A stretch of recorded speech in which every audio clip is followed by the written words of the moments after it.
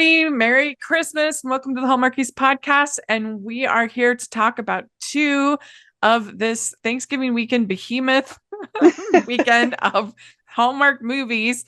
We're talking, but this is part two of, we're having four recaps of Thanksgiving weekend movies. And today we are talking about Christmas Under the Lights and technically Debbie May Comber's Joyful Mrs. Miracle. That aired on Hallmark Channel and Hallmark Mysteries. And it's going to be a lot of fun. And I'm film critic Rachel Wagner, and Jess is here.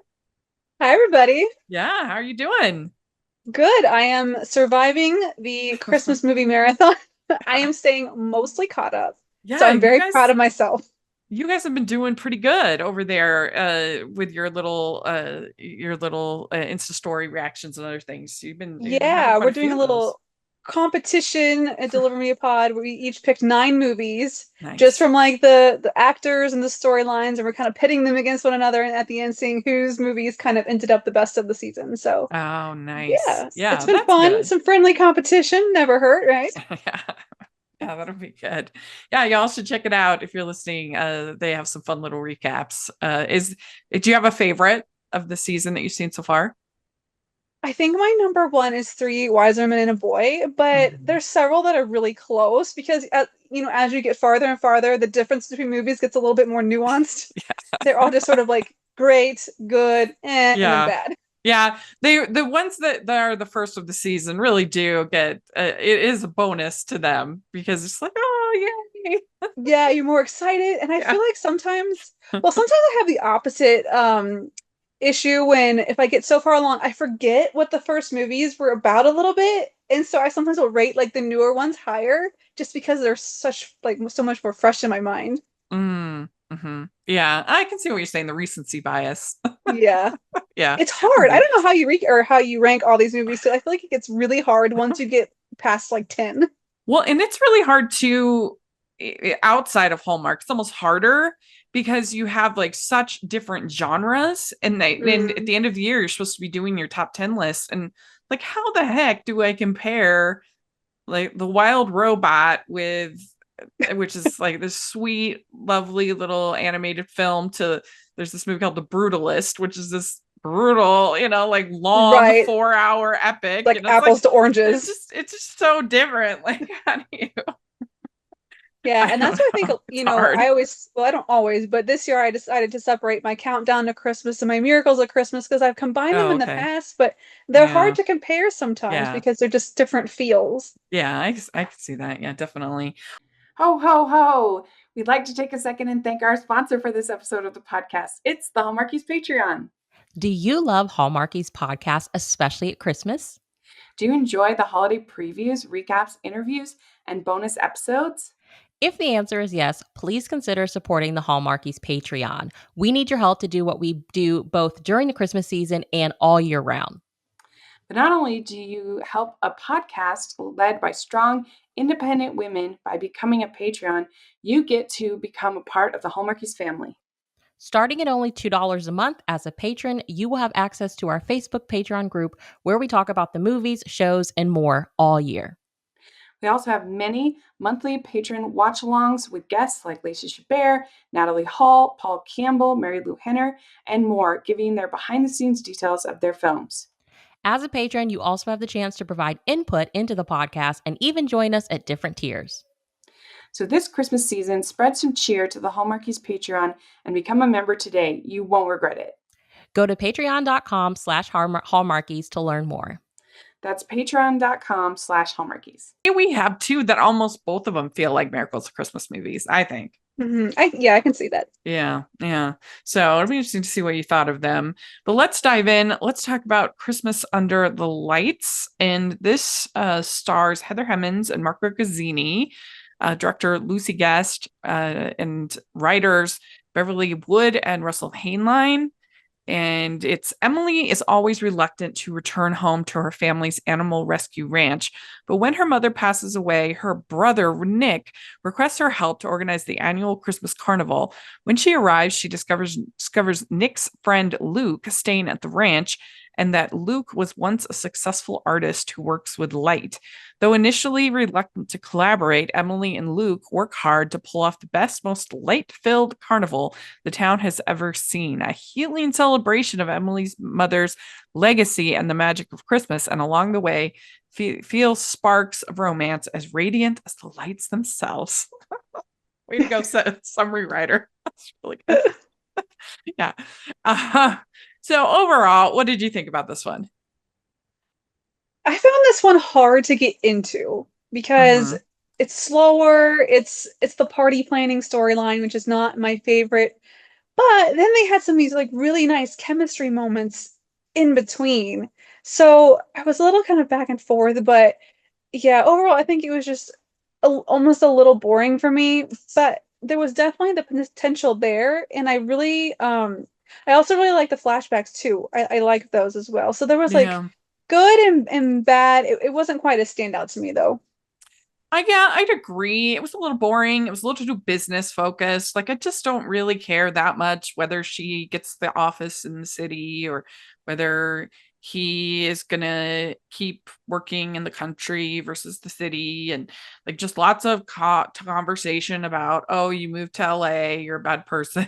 Like, I don't know. It's just kind of like all the business side of it was just not that interesting to me.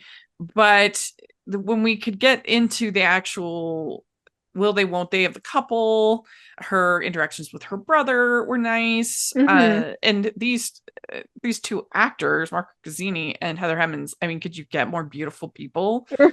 Oh my gosh. Yeah. And we had Antonio. Yeah, I mean, incredible too. It would have been nice for him to have like a little relationship kind of drama or something going on for him. His love was the alpacas and the goats. Alpacas, yeah. I mean, I did appreciate that they did try to like switch up the whole dynamic of the girl coming back to the country, and then but it was kind of funny because it was like, okay, their solution is you just went to the wrong city. You went to LA. Right. Now we're going to move you to Seattle. That's the correct city. The correct city. LA was going to where the demons are. We're going to send you out to Seattle where there's still good people. And that's, because everything in LA was shown as like influencers, and it's like, kind of like, cynical. Very much so.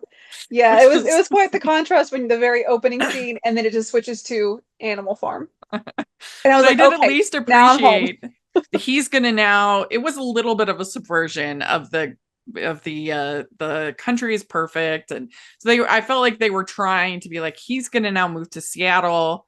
He's gonna like get back up selling his artistry, his whatever it is he makes, and then she's gonna have the office. And the fact that he got the office for her, it was kind of cute, and so they're gonna be just like happy. Like their office, and also as like as a fellow freelancer, I appreciated that like they even accounted for that. She went up to the lady who wanted to hire, and she's like, how about you just freelance with me? And the lady's like, absolutely, however we can use you, that's how we'll do it. Which is exactly right. Like, they always make it seem like a dichotomy where that's never something that can be discussed or an option in these movies. But they worked that all out in here, and so it was a nice way to kind of solve all of these problems, but it also was a little boring. Yeah, I appreciated the subversion, but it also, the nuts and bolts of it were a little boring. Yeah, I think when you do something like of the trope of party planning or something like that, it's got to be like a very quick and snappy movie. You got to keep the energy up in order to keep our interest there, because the storyline itself is just not enough to keep propelling it forward. It's true. So, I think the ones that have worked, it's like something like Double Holiday with Palaha, and that was a really good one. That one, the banter, it's got to be snappy. Fast and snappy. Yeah, it's true. Nina did a great job with that one, but it's probably the most tricky. I think it's even harder than the save the farm trope. The farm. which there was like even a little bit of that here, a little bit of like the carnival and save the carnival and the Christmas carnival and all this stuff. But the better part of it, I think, was the dynamic between her and her brother, and her sort of, it's more of a drama than a rom-com, but her thinking about kind of her emotions as far as leaving home, wanting to leave home, her mother being supportive of leaving home, but then her still feeling bad. And I could definitely connect to that, because there was no human being that was more ready to leave home than me. When I graduated from high school, my mom was pregnant, and the last thing that I wanted to do was to be home with a baby, at that time, that age of my life, and with two other little ones at home. It was just like, that was not cool. That was not what I was interested in at that time. And so, and I was just a super independent person. I was ready to go. Yeah. But because my mom was pregnant, there was a side of me that did feel bad, because she needed a lot of support and a lot of help. And my sister, who's 2 years younger than me, she actually went out at the same time as I did. And I remember getting these calls from her, and you could tell she was like trying to be all, happy or whatever. And we'd get these calls and be like, "Hi, Rachel. Hi, Megan." And we would be like, "We are terrible daughters." Anyway, I remember that dynamic of like needing to go, but feeling sad. But feeling bad about it. Yeah. Yeah. So I got that here. I thought that was well done. Yeah.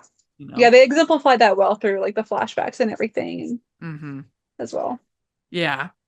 And it felt, I bought that those two were brother sister. That was good casting, I felt like. I would agree. Yeah, with Antonio Cayenne and Heather Hemmons. And Heather Hemmons, she's just absolutely beautiful. I mean, she is talented as well, but she's just stunning, I think. Yeah. Whew. Yeah, she's like, maybe she's the most beautiful person on Hallmark Channel. We need more of her. I loved her in the one so a few years back with Luke McFarlane. I can't remember what it was called. It was the music one, but she was really good in that one too. Christmas on My Heart or something like that. Something like that, yeah. Yeah. So we need more. That was a good one too. Yeah. So we start out, it was so bizarre. She almost hits him with her car, and she is not apologetic at all. She's just like annoyed. Like, what are you doing in the road? And like, if it was me, if I almost hit somebody with my car, I would be a little bit worried. Right. I'd be like freaking out, even if it was like kind of their fault. I wouldn't be all offended. How dare you run into the road? It was so funny. I think it's called We Live in Time or Live in Time. Anyway, the new movie with Andrew Garfield and Florence Pugh. It's kind of a Nicholas Sparksian type. It's kind of like the Notebook type movie. Yeah. Anyway, and their meet cute is she almost hits him with her car. Yeah. Like, what is it? It's the new meet cute. Like, I think that's why I haven't met anybody yet. Is I haven't. You just apparently need to have a near fatal accident with your car. Yeah, I just need to like stand in traffic now. Evidently, just start running out in the road. And we do not advise you try this at home. You know that she is just like a lost cause LA woman, because the first thing she does, go back to this hometown, she asks for oat milk in her coffee. Yes. That's a no-go. It's so funny to me, because there's no other way. There's no bigger way that the Hallmark writers can hint that a person has lost their way than oat milk in their latte. Then oat milk, almond milk, some other non-animal milk. I didn't know that oats had milk. And she does end up milking the goats in this, which was I did not have that on my Christmas bingo, milking a goat. Oat milk cannot compare with goat milk. I have had goat milk before, and it is really good. Yeah, I've never had it. Yeah, I've never milked a goat. I've never milked anything. Maybe I'm an LA girl.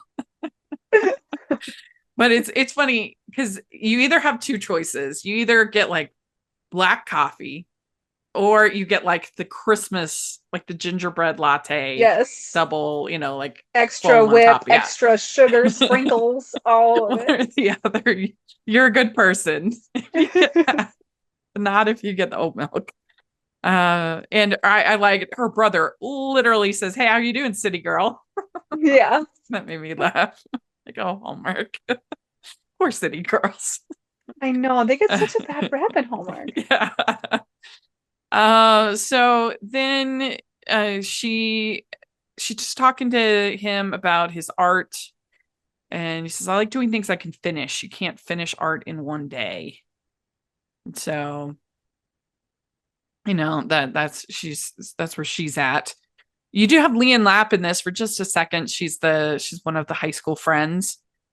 There was a really good movie on Up TV last year with Leanne Lapp, called Mixed Baggage, which you should put on your list. It was very, very good. To file that away. Yeah, it was really good. They have a white elephant gift exchange, and they was actually seem to be done correct. A lot of times they don't do these white elephant gift exchanges right, and the whole thing with white elephant is supposed to be gag gifts. I think it kind of depends. Our family, I think, tries to make them sort of reasonable, but I feel like when I do it with friends, it's more gag gifts. Yeah, like you don't want them to be gross or anything. Like usually my go-to for white elephant gift is the Harry Potter jelly beans. Yeah, because some of them are like gross. Like they have like grass and whatever. Right. So it's like kind of fun, but a little bit gross. I did have to laugh during this one because I felt like it was so relatable that he got like the cans of beer or whatever, because I feel like the alcohol is always what everyone is fighting over. Yeah. In our family's gift exchange, like whenever someone gets the alcohol, like really? They're all trying to steal that one. It's kind of sad because my family, we have not all been together, like period, not even just for the holidays, in so long, because I've had two sisters that have lived abroad. One is still living abroad. And so there's always one of us is gone. And I mean, it has been so long since we've gotten all six of us kids all together. It's so you miss those kind of group experiences that we don't have that much. And they make they make stained glass kind of for the light show. I like that. I thought that was a little neat idea for it. Yeah, that was a good idea. Like the cookies that they should make. And then there's the milking of the goat. I don't think I would do well. One of my best friends from college, she runs a farm in Ohio, and they have multiple cows and stuff. And I couldn't last a day. Absolutely not. I always watch her Insta stories. And I'm just like, wow, I don't know how you do it. Hallmarkies, it's time to spruce up your Christmas season with holiday romances and dreamy happily ever afters. So pick up some festive fiction for yourself and gift another to the book lover in your life. Christmas at Sugar Plum Manor will transport you to the Nutcracker-inspired Edwardian era with a childhood friends to lovers romance. A hometown Christmas reunion at Second Chance Romance in the Christmas Catch will appeal to fans of the sports romance trope. The Christmas Tree Farm will delight with a breath of crisp, piney air at the family tree farm and a battle of wills with an ex-boyfriend. Make a holiday return to Prince Edward Island with a bit of matchmaking and meddling with mistletoe. Cozy up during the chilly weather and grab these books for 30% off and free shipping at bakerbookhouse.com. That's bakerbookhouse.com. I think it was Antonio who says attraction and annoyance are two sides of the same coin. That was fun. That was a good line, I thought. He says ambivalence is the deal breaker. So he's causing some kind of reaction out of you. Right now it's annoying. If you were just ambivalent, it was pretty good writing there. Yeah. And so then Luke asks Nick about asking Emily out on a date. And he's just like, I've never been an overprotective sibling. You'll have a good time. Go for it. Yeah. He Which was so chill about it. So which chill. was cute. That was cute. Yeah. Yeah.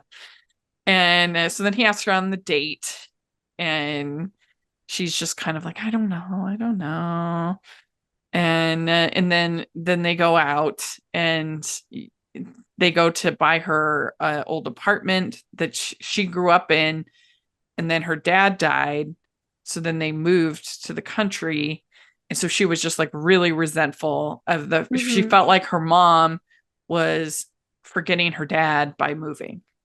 Yeah. But her mom was just trying to kind of start anew. So that was all, I think, pretty well done and understandable. Why, like, if you're a teen, something like that, and you had to lose your dad and completely move, right, that would be really hard. That'd be a lot. So so she says that The Holiday is her favorite movie. and she says she can't recite it. People remember the memorable parts, but you can't like recite it. And she felt like she was in the way with her mom, and just, if I don't leave, I will stay forever, and I won't make an impact on anybody. And then he says, you can make an impact on me, which was cute. Yeah, that was good. I can't stay for you. Dedicated to the city. Yeah. That's why they didn't think of the second option of start getting creative. Cities. Good city, Seattle. Good city. Then we have Aurora showing back up and being like, "You're amazing. I want to hire you to be head of content." And so now she's like debating about what to do. And then she's like, "This is totally a job I could do virtually." And I was like, "Yes, you could." Yes. Then we got the random Niall Mater cameo. Yes. I love that, because I could tell, like, just the way he was like never present. Like, she would mention her husband, but then he wasn't there. I'm like, he's gonna be someone, like, there's gonna be, or something extravagant about him. So that was a really fun surprise. Yeah, that was fun. And so then your mom would be so proud. And then he says, "I got this studio. There's this office space. What do you think?" It was cute. And Marco was so swoony in this movie. I thought he was really good. And go out on your own in Seattle, start your own firm, your own thing, and we'll figure it out together, which was really nice. And then Aurora hires her freelance. And I think that we could have had more of like a moment with this light art, more of a moment, but that we didn't really get much of that. Yeah, you're right. Now that I think about it, it was quite brief. Like, they showed it. They usually have like a reveal, like, whoa, Right, because it was a fairly central part of the story. Yeah. But like I said, this was perfectly watchable. I give this one like a 3.5 out of 5. Yeah, I'd probably give it a 3. 3, yeah, something like that. We'd like to take a second and thank our sponsor for this episode of the podcast. It's the Hallmarkies merch store. Are you looking for that perfect gift for the postable, hardy, or Hallmarky in your life? What about getting that t-shirt or hoodie that will help you stand out at your next holiday party? Now is the time to check out the Hallmarkies merch store. Full of festive designs by artists like Jessica Miller, Carrie from Hallmark Comics, and more. You can even have more than just shirts, but totes, cell phone cases, notebooks, mugs, and more. And it isn't just Hallmark. We have designs for Anna Green Gables, Man from Snowy River, The Nanny, and more. Every purchase at the merch store goes to help support the podcast and allows us to make the great content you know and love. There are frequent sales, so go to tpublic.com/stores/Hallmarkies or see the link in the description. That's tpublic.com/stores/Hallmarkies. All right. Well, let's talk about Debbie Maycomber's Joyful Mrs. Miracle. So this stars Rachel Boston and Pascal Lamont Kipnis. And it had like a really great casting beyond that. So let's see here. Tanner Novlin, Matthew James Dowden, Max Lloyd Jones, Beverly Elliott, like a great cast. Mm-hmm. And it was written by Nina Weinman, based on the characters by Debbie Maycomber, and director Peter Benson. And it's 3 adult siblings return to their childhood home at Christmas to honor their late grandmother's wishes and try to agree on new leadership for the family's company. So this one for me, like, it also had a little bit too much business. Like, I could care less which one of these siblings runs the company. Like, that just not interesting to me. Like, which one is the board going to agree with? And like, I don't know. That wasn't interesting to me, but it had some nice moments. I mean, as somebody from a big family, I could connect with how tricky it can be, like getting all these personalities to, get along. So I really liked the cast a lot. So overall, it was fine. I still don't think it really, I don't really feel like we needed the Mrs. Miracle character. Like, she was kind of weird. I felt like there's like, who is this alien that's here? Like, it was just odd. Like, she didn't fit in, and she was just kind of like, the whole story would have been exactly the same if she hadn't been there and it was just the 3 of them figuring it out. I think I have the opposite opinion. Like, literally everything that she did, they could have easily just done. You did not need her. She guided them with her little sage wisdom sprinkled in her bottomless purse. I guess. But I don't know. I just felt like I don't think this needed to be a Miss Miracle movie. And I don't think that Rachel Boston makes much sense as Mrs. Miracle. I just don't understand when you already had another Mrs. Miracle movie with Caroline Rhea just 2 years ago. I don't understand. She's still in the Hallmark family. She did a movie this year for Hallmark. There must be a backstory behind that, because we've never had a young Mrs. Miracle. And is this supposed to be the same Mrs. Miracle that's in the other movies? So this is like a prequel? I don't know. I would assume like the Mrs. Miracle is like almost like a title, but it's like different people taking this role of that character. Because I was like, is this like a prequel? Like young Mrs. Miracle or something? I mean, do angels age? I don't know. I didn't take them to be related in any sense. Like, I see them as very separate movies. So all the angels are called Mrs. Miracle? I don't know. That's how I view them. Is this a book series though? Yes, but not this. Oh. So they've made movies of all the books, is my understanding. But they still had to call it Debbie Maycomber's, because I guess it's like a different angel each time, but they just introduce themselves as, because there's a Mr. Miracle too. So maybe you're right. It's a different angel each time. I don't know. I felt like her character was completely unnecessary, and just like, it could have just been a drama about these 3 siblings coming home and figuring it out, the state and everything. I just feel like it would be exactly the same. I don't know. That's how I felt. But like, I didn't dislike it. Like, it was perfectly pleasant, little boring, but it was a perfectly pleasant little Hallmark movie. I don't know. What did you think? I loved it. Oh, you did? I thought it was great. And I loved it mostly because of Rachel Boston. My hot take is not that we didn't need Mrs. Miracle. I didn't think we needed the romance. I thought the siblings enough, like the family dynamic was enough, because you had enough of the levity from the over the top Mrs. Miracle to cut the tension, so you weren't like bogged down with it. Yeah, I wish they would have dove into like maybe a little bit more of the history of the 3 siblings, and I think they could have arced that and not even needed the romance at all. Yeah, I could see that. Yeah. But I loved it. I thought she was a lot of fun. I liked that she was a little over the top, and she had all these little, wisdom things that she would just kind of randomly say to help them along their journey. So I thought it was fun. Yeah. Well, so did you have a favorite of the siblings? So you have Pascal, you've got Matthew James Dowden, and Max Lloyd Jones. Did you like any of their stories more than the others? Probably, I don't know that I had a favorite. I think I just liked their interaction overall. Um, I really enjoyed, though, I liked her relationship with the son, Mrs. Miracle with Cody.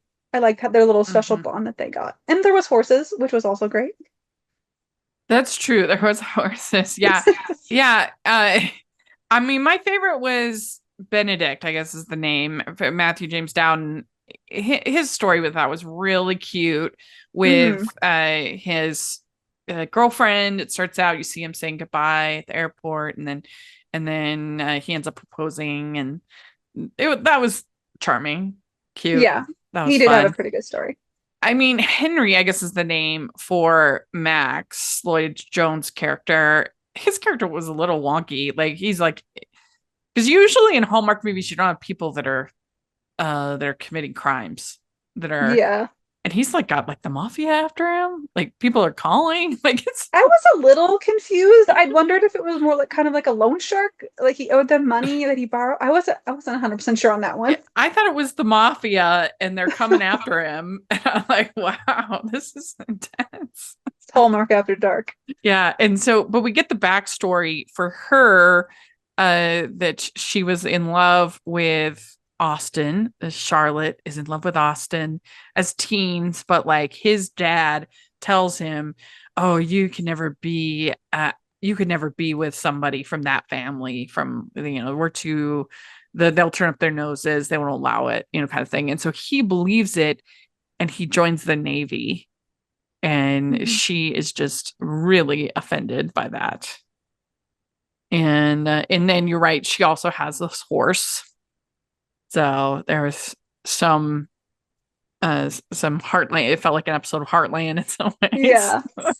I did have to laugh though. I try not to take horse things too seriously in movies because they're not very good at getting it right.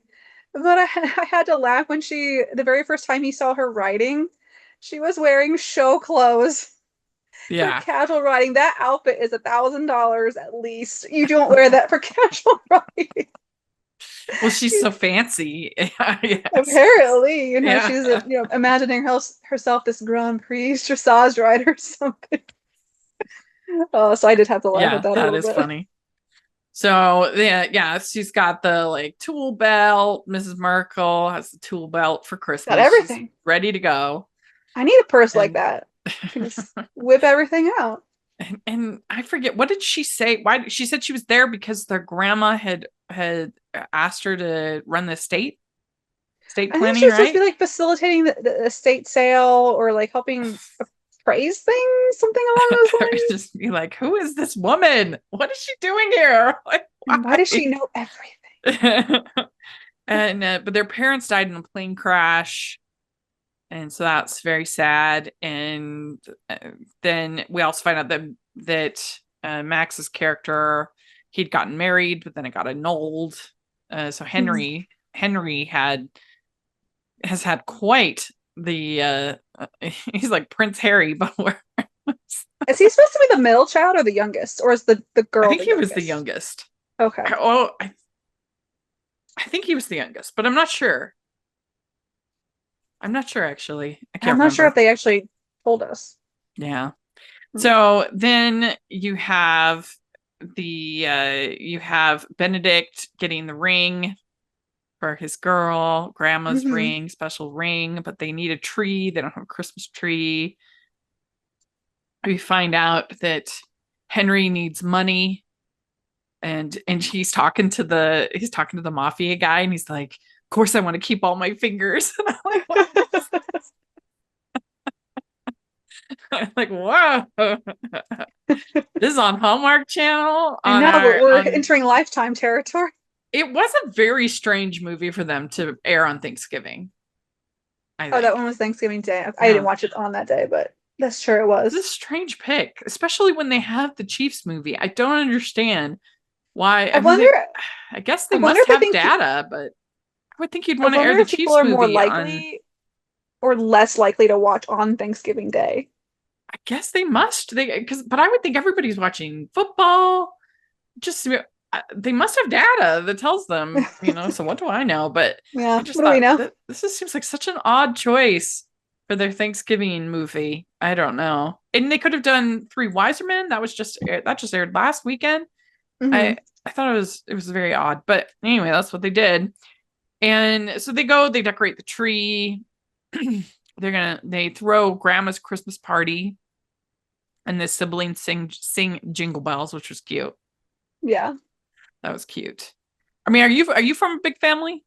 Or My dad's side is, my mom's side isn't really though. oh, okay. So get a little Do of both. you But have a my lot of immediate family is siblings? small. Oh, okay. I just have one sibling. So yeah, my immediate family Yeah. is small. Mm-hmm. Yeah. So then we meet Louise, the grandma's friend. You three have to decide who should take over the company. And that's the part of it that kind of lost me. I was like, I don't care. Who cares who runs this company? That's not interesting to me. Yeah, I think the only reason it didn't bother me so much was because the concept of who was taking over the company sort of revealed different things about each character. Mm-hmm. And so it played into that for me. So that like the Yeah. business talk wasn't like as boring as it might normally have been. But I can see why like I thought it was a good line when she says being lonely isn't a lack of company, it's a lack of purpose. I love that line. I wrote it down as my favorite line. Yeah, like, that was yes. good. Yeah. Yes. They have a near kiss at the holiday market, and the Austin and Charlotte. And I'm like, there were so many near kisses this season. Yeah. Like, Hallmark had gotten away from that, and now we're like going back. There's a lot of near kisses, and what apparently has become my new pet peeve of the first kiss being in front of a large group of people. Yeah, right. Like, this needs to be a private moment, Yeah. not in front of your family for the first time. It all has to be on the Jumbotron. I think part of that is because they have to make it under mistletoe, which is going to be under a crowd half the time. Yeah. Yeah. But then we get the proposal from Benedict and his girlfriend, and that's very sweet. Very cute. But then the mafia is coming. They're coming after Max or Henry. And that's when they're like, we'll support you. And there's this like group hug. And that was a pretty cute moment. That was, and Mrs. Miracle's like, I'm joining in. Yeah. She's part of the family too. Yeah. In a way. So then we find out that Austin is getting a new job. And then Charlotte's going to speak at the party. And then they have this nice dance together. I'm enjoying the feeling of holding you in my arms. That was a pretty swoony line. Yeah. That was good. He's going to Maine. She's in New York. There's no hope for our love. And they can't be happy in Seattle like our other couple. That's right. Not possible. So then they decide, okay, well, all three of us deserve to have a seat at the table and to be on the board. Which I thought was a really nice resolution for that. Yeah, that's sounds good to me. Yeah, why not have more perspectives on your board? Yes, think outside the box. Let's make it happen for everyone. Like I said, it does not have to be black and white. We can meet in the middle here.